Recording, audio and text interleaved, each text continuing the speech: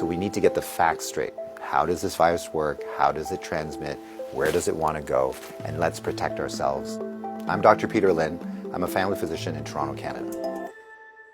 The coronavirus is a family of viruses that can cause as mild things as just a common cold, all the way up to SARS or MERS. These are these bad pneumonias that we're talking about.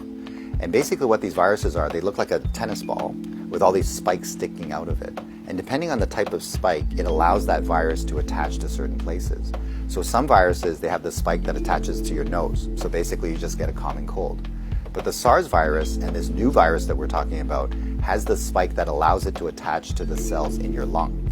And when it attaches there, it puts in information to make photocopies of itself. So it uses our equipment to make more viruses. I'm declaring a public health emergency of international concern over the global outbreak of novel coronavirus. Most of the coronaviruses live in animals. In this particular case, it was from Wuhan. There was a fish market where they were selling live animals. And the thought is that the virus was in a live animal, then it crossed into a human. But then what we found was that people were getting sick in terms of healthcare workers, in terms of family members that were looking after them, which now meant that the virus can pass from human to another human. Just like all viruses, it needs to reach a target, which is your lung. And it has to get there with your help. It has no feet and no wings. So therefore it needs us to move it there.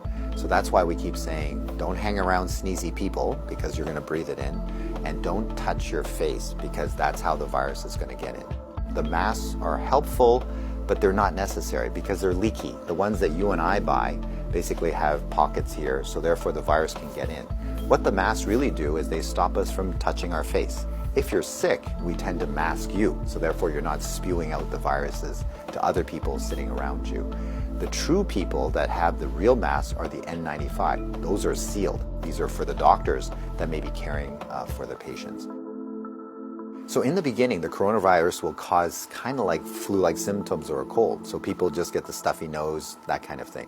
But you'll understand that as soon as that virus starts manufacturing in your lung cells, they're producing all these copies of the virus, all of a sudden now you kill the lung cells. So now you can't exchange oxygen. And that's why one of the early symptoms is people get very short of breath and they tend to have a difficult time breathing, and that's why they end up in hospital. So currently, unfortunately, we don't have a direct treatment for the coronavirus. So we don't have a medication that can kill it off. And so it's really supportive. So in other words, the patient can't breathe, we give them oxygen, help them to breathe.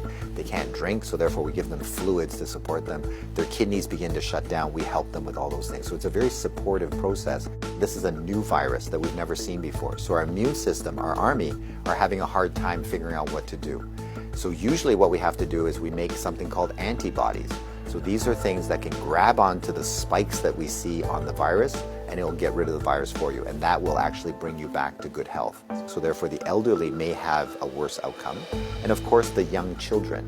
So the babies, their immune system is not so good either, so they may not make those antibodies as well. So just remember, your hands may be with virus.